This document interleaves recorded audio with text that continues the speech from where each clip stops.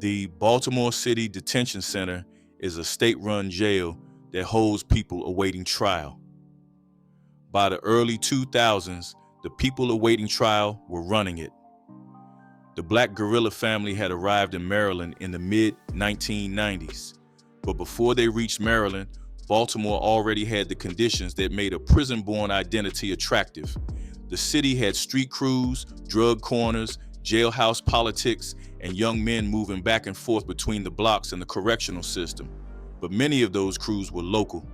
They had neighborhood power, but they were never organized, which meant they had no real reputation, and once in the system, they were swallowed by other gangs with a name and collective code. According to a Washington Post investigation, former California BGF figure Ray Olivas authorized local Baltimore gangsters to use the BGF name and oath, and by the 2000s, BGF cells had spread across the Maryland prison system with a recruitment manual called the Black Book. A BGF organizer named Eric Brown circulated the manual inside the facilities, framing the gang as a self-help group before staring recruits into smuggling. But soon, his crew started leaking evidence to the cops. When one correctional officer named Terry Robe was fired after she was caught trying to smuggle a cell phone into the Metropolitan Transition Center for Eric Brown, it led to an internal investigation of the prison. Soon, an informant began leaking information to investigators, giving them cell phone numbers for several imprisoned BGF members, including Brown.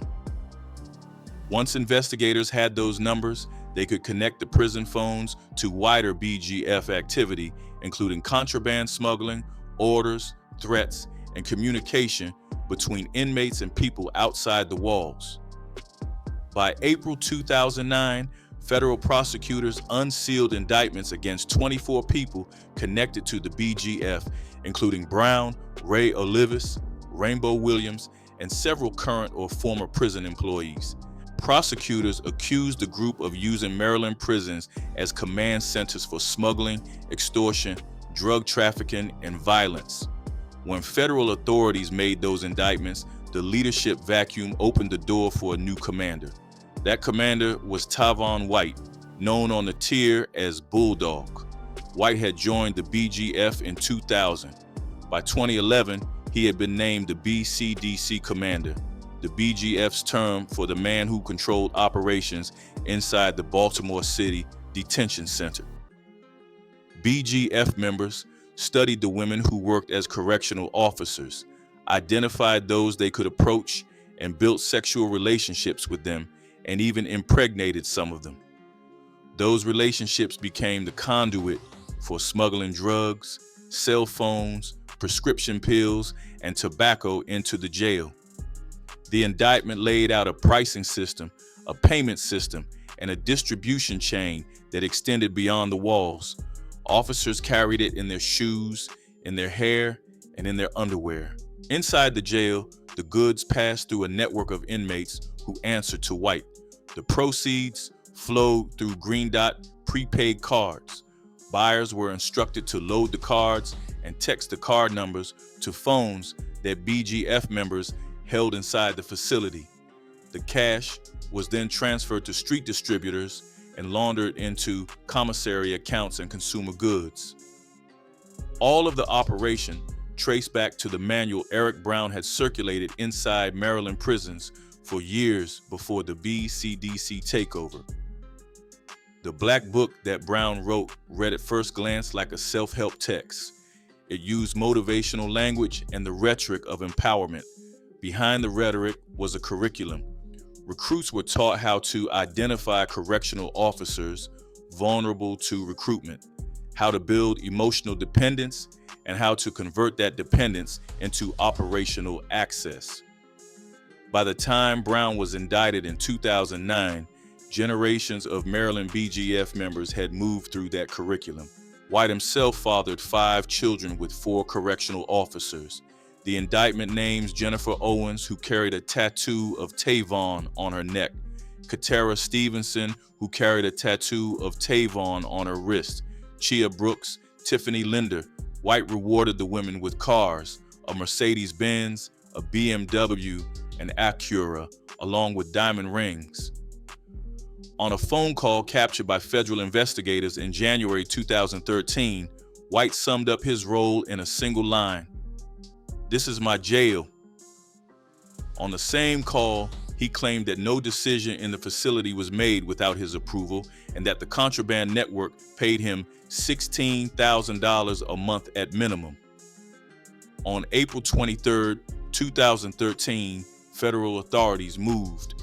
The original indictment named 13 correctional officers among 25 alleged BGF gang members and associates. The case expanded over the following months. By the time the prosecutions concluded, there were 44 defendants, of whom 40 were convicted, including 24 correctional officers. All 4 of the women White had impregnated were charged. All 4 were convicted. All 4 served time. The BCDC scandal embarrassed Maryland officials. State and federal investigators conceded in court filings and in press statements that the BGF had effectively run sections of the jail for years. Prosecutors emphasized that beyond the inmates and officers indicted, the smuggling network had relied on a much wider supporting cast: family members, girlfriends, and street distributors. According to court records, the proceeds funded both the daily lives of incarcerated members and the street operations of free BGF cells. White himself pleaded guilty. In 2015, he was sentenced to nearly 12 years in federal prison. The sentence ran concurrent with a separate state sentence of 20 years for an unrelated attempted murder charge. According to the DOJ press release, White admitted that he had joined the BGF in 2000, directed the smuggling at the Baltimore City Detention Center, and impregnated 4 correctional officers during the conspiracy. He had also cooperated with prosecutors and testified against co-defendants. Inside the BGF, that cooperation marked him for the rest of his life. The BCDC investigation revealed something larger than one charismatic inmate's reach. Court documents and contemporaneous reporting described how the practices that had elevated White, sexual relationships with officers, contraband moved through staff, payments routed through prepaid cards, had spread through the Maryland correctional system over more than a decade. According to research and reporting cited in the federal record, the rate of inappropriate inmate-officer relationships at facilities like the BCDC ran several times higher than the national average for prison populations. The compromise was institutional, not individual. The case did not stop at the BCDC. Federal prosecutors continued to dismantle BGF cells across Baltimore for the next decade. The most notorious of the surviving Baltimore cells was the Greenmount regime, also known as the Young Guerrilla Family. According to a federal racketeering case unsealed by the Justice Department, members of the Greenmount regime had taken the BGF oath in 2007 and built a drug operation along the 2,700 block of Greenmount Avenue in East Baltimore. They sold heroin, crack, ecstasy, and marijuana. They taxed rival dealers, they robbed couriers, they threatened witnesses. Over the 12 years the federal indictment covered, the Greenmount regime was tied to 7 murders, 3 non-fatal shootings, and more than 10 armed robberies. In January 2018, BGF figure Marquise McCants was sentenced to life in federal prison. Gerald Thomas Johnson, known as Jeezy, and Kenneth Jones, known as K. Slay, each received life sentences for their roles in the same racketeering conspiracy. In March 2019, Sean Thomas, a high-ranking Greenmount regime member, was sentenced to 35 years for racketeering and drug conspiracy. The federal cases continued into the 2020s. The picture outside the prisons remained turbulent. During the 2015 Baltimore unrest that followed the death of Freddie Gray in police custody, the Baltimore Police Department issued a public warning that the BGF, the Bloods, and the Crips were coordinating to target officers. Leaders of the Bloods and the Crips publicly denied that allegation, released a video calling for peaceful protest, and at one point worked alongside police and clergy to enforce a curfew. On other occasions, rival gang members protected Black-owned businesses, children, and reporters from rioters. The episode captured the contradictions of the modern BGF, a federally indicted racketeering enterprise that, depending on the day and the block, could be accused of plotting violence against police or be photographed dispersing rioters from a Baltimore mall. The mechanics revealed in the indictments described a hybrid model. The BGF treated the Maryland prison system as a recruitment center and a financial center.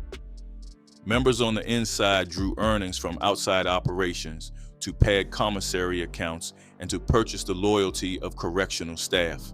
When a leader fell, the next leader stepped up. When a regime collapsed, another formed on the next block. The organization fragmented but did not dissolve. What the federal record made clear was the distance the BGF had traveled. The black book that Brown handed out as a recruitment tool still carried the language of revolution, references to oppression, liberation, and Black self-determination. But the work behind the language had shifted entirely. References that had once propelled study groups in San Quentin had become a marketing pitch for a smuggling crew.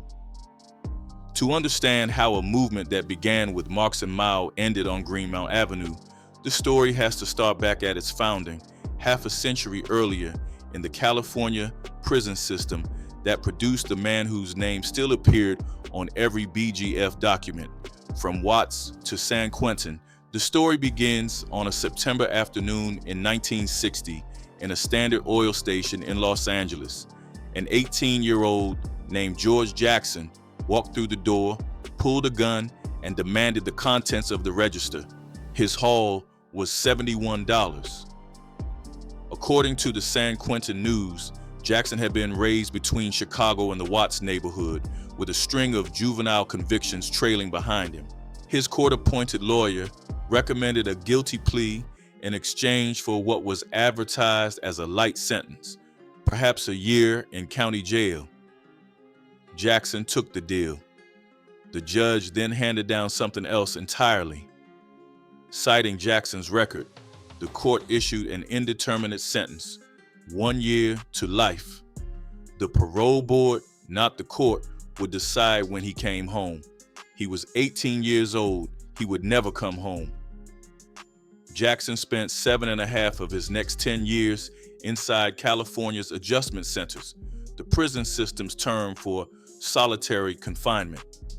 23 hours a day in concrete, no human contact, no daylight. The conditions designed to break him hardened him instead. According to research compiled by sociologist Brittany Friedman and published in Jacobin, California's prison system in this period operated as a racial pressure cooker. Inmates had only recently been desegregated by housing. Black prisoners were thrown into yards with white prisoners, while guards stepped back and watched the violence escalate. Friedman's interviews describe how prison administrators used solitary units and white supremacist gangs as twin instruments to suppress Black political organizing inside the walls. Inside the adjustment center, Jackson's only contact with the world outside was through letters and the occasional approved legal visit. He read whatever literature he could obtain through the prison library and smuggled channels, and he took extensive notes. The letters he wrote during this period, eventually collected and published, documented his political evolution in real time. They were, by his own later description, the writings of a man who had concluded that the prison was not an institution apart from American society, but a concentrated expression of it. Jackson's transformation began in 1966 at San Quentin State Prison. He met a fellow inmate named W.L. Nolan, 20 years old, also serving time for armed robbery. Nolan had built a different reputation. He read Marx, Lenin, and Mao. He filed lawsuits against the prison administration, alleging that guards were leaving black inmates' cells unlocked so white prisoners could attack them. He pushed Jackson toward the same authors, and Jackson devoured the literature. In a letter later collected in his prison correspondence and discussed by the San Quentin News, Jackson described how the writings of Marx, Lenin, Trotsky, Engels, and Mao had redeemed him in prison. Nolan's influence was not limited to literature. He had been corresponding with civil rights lawyers on the outside and had built a small network of inmates who shared books, drafted legal complaints, and organized protests against prison conditions. According to the San Quentin News, the same set of activist prisoners who studied Marxist, Maoist, and Black nationalist texts together between 1966 and 1971 became the cadre that would later be identified as the BGF's founding membership. By the time Jackson met him, Nolan was, in the eyes of the California Department of Corrections, among the most politically active prisoners in the system. That same year, Nolan, Jackson, and a third inmate named George Big Jake Lewis founded what they did not yet call a gang. They called it a revolutionary organization. According to the Sage Encyclopedia of Criminal Psychology, the founders described their goals as promoting Black power, maintaining dignity in prison, and overthrowing the United States government. Their ideology fused Marxism, Leninism, Maoism, the anti-colonial writings of Frantz Fanon, and the Black nationalism of Marcus Garvey.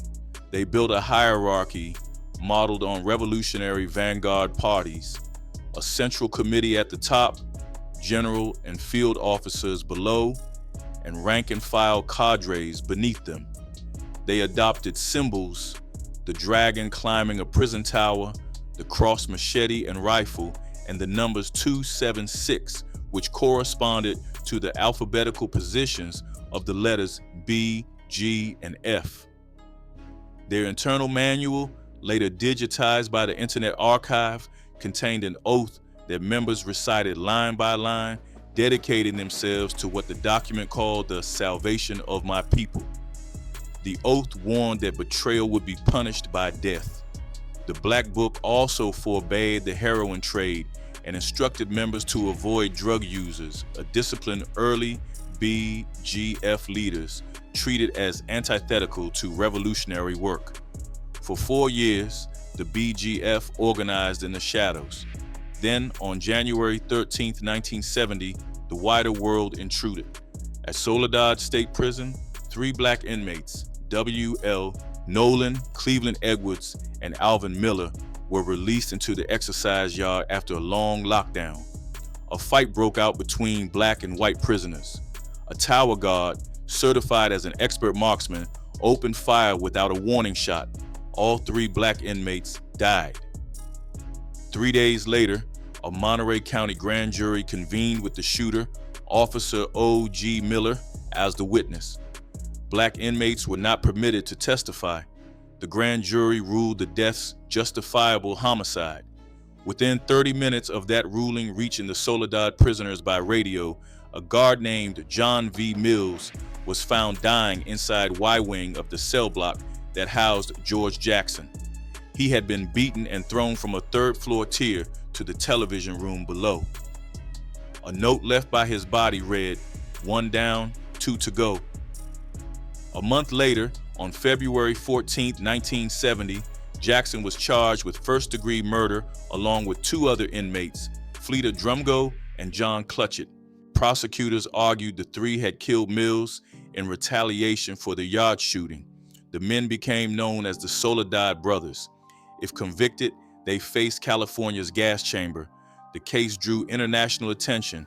Civil rights organizations, religious leaders, and student groups organized fundraising drives and demonstrations across the country. Coverage spread to Europe through the connection between Jackson's defense team and the French intellectual Jean Genet, who treated the case as evidence of what he characterized as the political imprisonment of black radicals in the United States. By mid-1970, the Soledad brothers had become, for a generation of activists, what the Scottsboro Boys had been for the previous one, a national rallying point against racial injustice in the legal system. The case turned Jackson into a global figure. A radical attorney named Faye Stender, born to a conservative Jewish family in San Francisco, classically trained as a pianist before turning to civil rights law, read Jackson's letters from prison and saw a publishable book. Stender edited the letters, secured the introduction from Genet, and brought the manuscript to print in October 1970. According to a retrospective in On the Issues magazine, the book, titled Soledad Brother, sold roughly 400,000 copies. Stender used the proceeds to seed a legal defense fund that drew hundreds of thousands of dollars.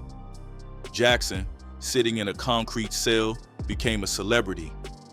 A 26-year-old UCLA philosophy professor named Angela Davis joined the Soledad brothers' defense committee. She and Jackson exchanged letters that grew increasingly personal. Jackson's 17-year-old brother, Jonathan, idolized him. On August 7, 1970, Jonathan walked into a Marin County courtroom in San Rafael, California, where another black inmate, James McClain, was on trial. Beneath a raincoat in the August heat, Jonathan was carrying multiple firearms, including a sawed-off shotgun. He stood up at 10:45 a.m., armed McClain, and freed 2 other prisoners from the holding cell. The group took Judge Harold Haley, the district attorney, and 3 jurors as hostages. Their demand was the freedom of his older brother. They made it as far as a yellow van in the parking lot before guards opened fire. The district attorney grabbed a pistol inside the van and started shooting. The sawed-off shotgun, taped to the judge's neck, discharged in the chaos. 4 people died, including Jonathan Jackson and Judge Haley. 3 survived. The shotgun had been purchased 2 days earlier by Angela Davis. Her name was on the receipts. She fled, was placed on the FBI's 10 most wanted list, and was captured 2 months later in New York. Inside San Quentin, George Jackson received the news that his teenage brother was dead. He dedicated his next book to Jonathan and kept planning. On August 21, 1971, he attempted his own escape from the prison's adjustment center.